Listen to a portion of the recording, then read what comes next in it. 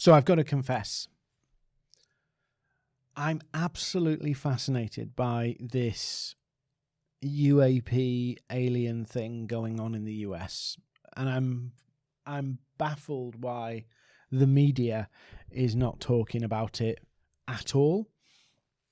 Now, don't worry, I'm not going to talk to you about how aliens experimented on me or, probed me. But I am fascinated by the way the media has not covered this thing, and if you haven't seen any of this, basically pilots, Navy pilots, I think the Navy pilots or US Air Force pilots, and former investigator for UAPs for the Department of Defense have whistleblown. Now, don't fact check me on everything here. I'm just telling you what I've been seeing, but I know for a fact that one of the people is a Navy pilot. There has been official footage of the encounter with this UFO UAP released, and the whistleblower used to investigate them. That's verified. It's not kind of made up random, he claims it, but he's denied. He was actually officially, that's what his job was. He officially whistleblow through the correct channels. And he was, and others were basically called before a committee in Congress to basically talk about their experience, where they were told about the chasing this flying object, and they saw the footage, 5 minutes long, chasing this object, and they heard directly from the whistleblower who was investigating it, who claimed there was 12 ships or craft that the US have captured. They're trying to reverse engineer them, and alongside these ships, they captured non-human biologics. Now, it could be one of these crazies, as you imagine, we see them all the time. But it's fascinating that this is being taken seriously. So why am I talking about it? When Dean said in this All Things Social Selling, why is Dean talking about it? Well, first of all, it's fascinating. It's fascinating. Are we alone? All of this stuff. But one of the big things that I thought was quite interesting that has come up about this, and I think it's applicable for us, not aliens, is that one of the arguments of why nobody's talked about this, or why the government's keeping it a secret, or and even Congress is investigating this because some of the programs this whistleblower's referenced are not listed in the Department of Defense's stuff. And so Congress is saying, you're not telling us the truth. You're hiding stuff from the legislators. But one of the reasons why the conspiracy theories, and I think it's quite an interesting thing, and there is a point to this, by the way, I'm not just rambling on for no reason. One of the conspiracy theorists say the reason why this is coming out drip, drip, drip, drip, drip is because there is a risk if this came out in one big hit. Let's say it is true, right? I don't know if it's true or not, right? But if it did come out in one big hit, there is a school of thought that society would go through such a massive shock. They call it ontological shock. In other words, our whole existence, everything we believe about the world, our lives, what's important, what isn't important, suddenly gets a massive shock. And that would make it very difficult for law and order, civilization to function. If people suddenly, go, what is this? What's happening?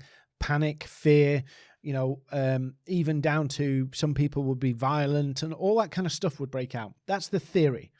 So the theory of these conspiracy theorists, and I promise you, I do have a point, is the government is slowly, apparently the rumor is that around 2027, these aliens are going to be fully around. I don't know where this information comes from, but I'm watching these Senate hearings and Congress hearings with big interest. But apparently 2027, this all has to come out. So this whole period of the next 3 years is drip, drip, drip, drip, drip, to basically desensitize us to when the inevitable happens. Now, if you look at media and the way media works, and I worked in the media for a long time, this is very, very true. This is what you do if, not the aliens thing, but the desensitization. If you build something over time, you can get people used to something without really having to do a big bang. So a bit like putting a frog in cold water and boiling it up, it will cook itself alive. It won't feel it until it's too late. Whereas if you put a frog in boiling hot water, it will try and jump out straight away. So that's the theory of what's happening, is that we will be in so much shock if this all came out quickly that the next 3 or 4 years we're going to be basically drip-fed information to desensitize us to when the little green men finally appear. So I'll get my tinfoil hat and I'll wait for 2027. But my point about ontological shock is that at various stages in our lives, we will have to go through some form of shock. What do I mean? I mean, each of us have created beliefs about who we are, identity, our business, all of those things that we think about who we are as an identity. And I'm doing an exercise at the moment, which I discovered from somebody else. But at some point, we look in the mirror. At some point, we have an encounter where we look at what we're doing and we realize it's not what we want, or we realize it's not how the world works. We can have beliefs about how the world works and almost programming, and everything that we see, because we have beliefs, we see the things that support our beliefs. So let's say, for an example, I've had this. I came from a very working class background, that I grew up believing there is a shortage of money. I believed that. I believed there was a shortage of money and you had to scramble to get every penny. And unfortunately, that belief was so cemented into me that when I started to build my business, that infected how I thought. And when I was selling, when I was promoting my business, that was in my mindset, that there's a shortage of money and I had to get whatever I could. And that forced me to always appeal to the cheapest in the market, the lowest prices. And I'd done that.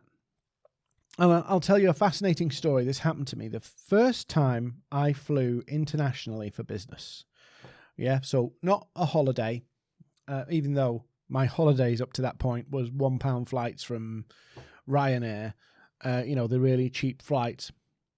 But I flew internationally for business. And I stayed in a hotel for about 2 weeks internationally. And I'd flown to the US. And it was the first time ever. And I was really excited about it. And I flew there for some meetings and what have you. And when I got off the plane, there was a moment where I could not comprehend that I had flown and traveled for some meetings and that the flight was inconsequential. Right? Hopefully you'll go with me here. So I've flown to America for some meetings, meet some people, and I'd paid, £1,000 for the flight, something like that. I flew with BA and AA. £1,000, and then I'm staying there for 2 weeks doing various different bits and meetings. So it's probably costing another £1,000 in hotels, maybe more.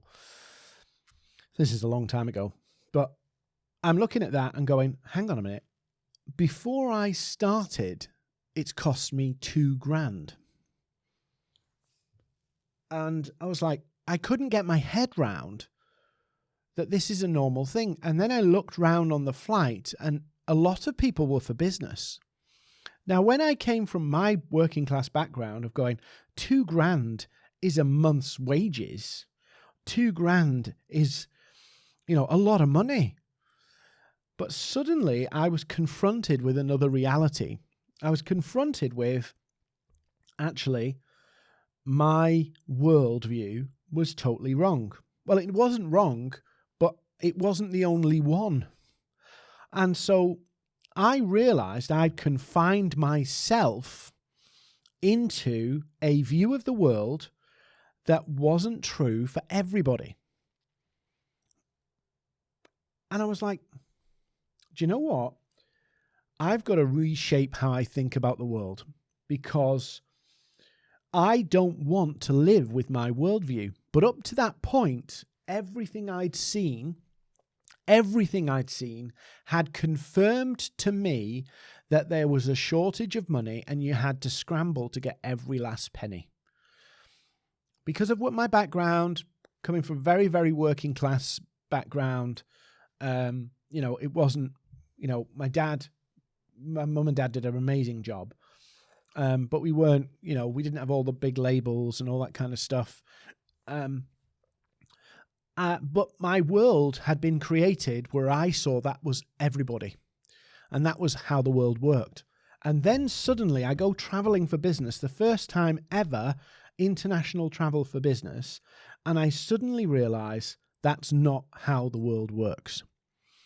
And that for me was a form of ontological shock. It was suddenly my reality that I thought was real, and the beliefs that I had reinforced that this was the reality. Suddenly, I see a total new world. And I got off that plane, a different person.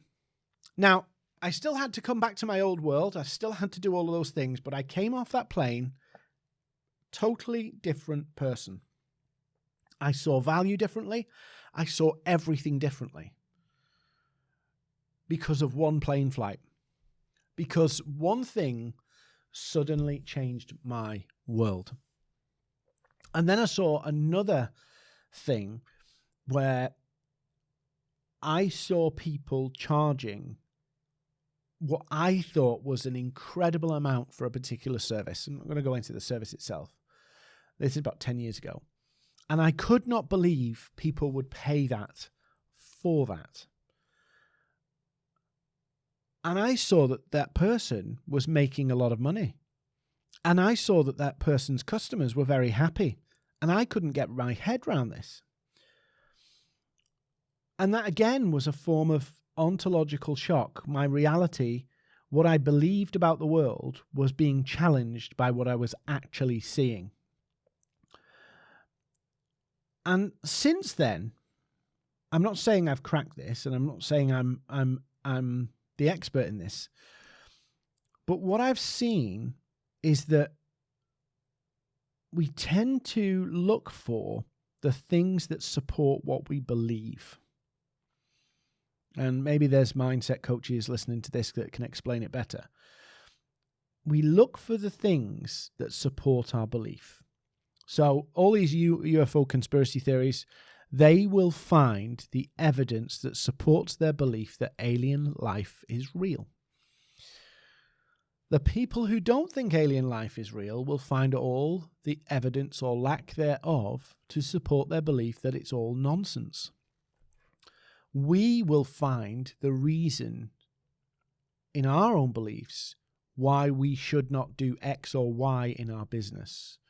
We will find the reasons, and our beliefs will support the reasons why we choose to avoid doing certain things that would help us build our business.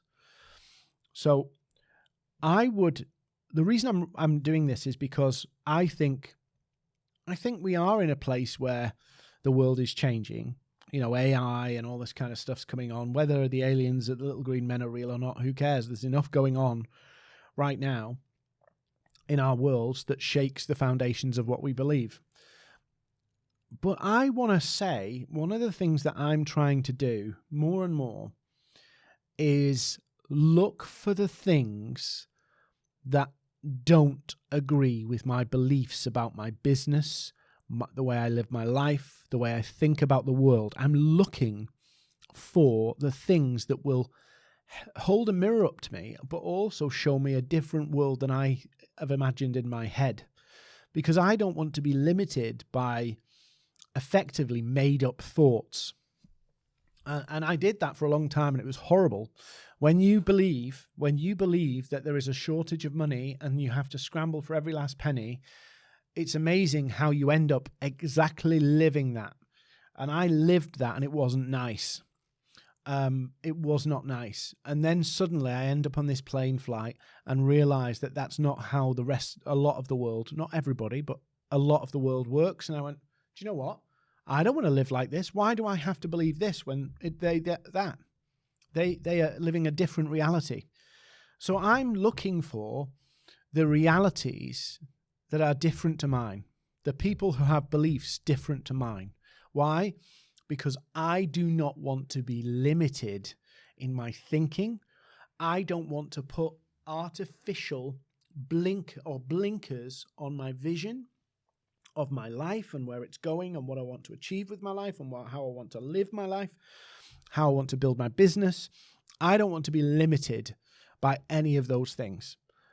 I want to be living according to the best opportunities for me, but I can't shut them down. So that flight for me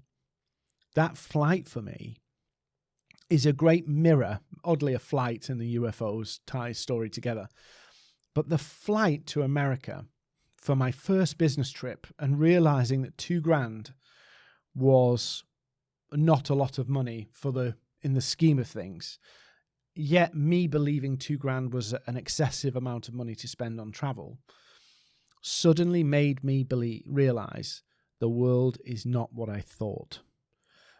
And whether the UFOs or not are real, made up, weather balloons, whatever. Obviously, I'm a bit of a sci-fi buff, so I'm quite curious about it. Don't know what I believe about it.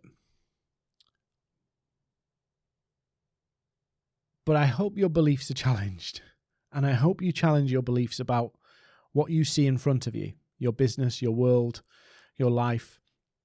And you set about everything that you think is a limit or a boundary or not possible, or that you actually look and go, is it really? Or is it just self-imposed rules that I've said? Is it things that I've said cannot happen, but actually is just made up? So that's my thought. The truth is out there. I've always wanted to say that, actually. But shock yourself. Figure out what's real, what's not. Figure out what things you're thinking about the world, your business, your life, that maybe is putting a ceiling on what you can achieve, what you can do, and how you can do it. I don't know, but that's my thought. I know that one flight changed my world. I remember it now. I remember getting off the plane. That one flight changed my reality. And suddenly I realized a lot of the things that was containing me, holding me back, were actually self-imposed beliefs that I'd adopted based on my experience of life that far.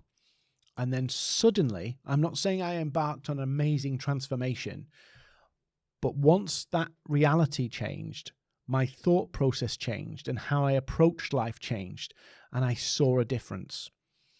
And I'm constantly looking now for how I can change that reality and see different versions of the world that's not just based on what I think or what I've experienced. So have a go. Write down all the things you think as they come up, and you say, should I do this? And you say no. Write down why you said no. Write them all down, because it will unlock a whole load of clarity for you and help you see the new world.